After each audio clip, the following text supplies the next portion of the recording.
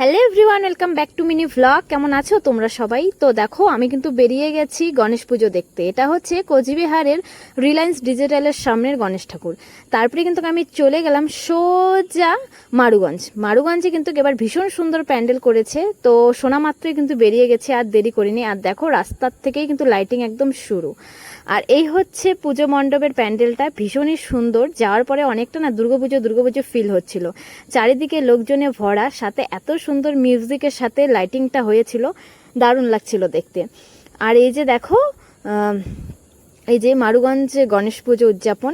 তারপরে কিন্তু ভিতরে ঢুকে গেলাম। ভিতরের ডেকোরেশনটাও বেশ সুন্দর করে সাজিয়েছে, চারিদিকে ফুল দিয়ে সুন্দর করে সাজানো। আর ভিড়ও কিন্তু বেশ হয়েছে। আর এই হচ্ছে গণপতি বাপ্পা। দেখো মুখটা কি ভীষণ মিষ্টি লাগছে, ভীষণই সুন্দর লেগেছে। তোমরা যারা যারা ভাবছো যাবে, দেরি না করে কিন্তু মারুগঞ্জের পুজো দেখতে চলে যাও। আর চ্যানেলটাকে সাবস্ক্রাইব করো।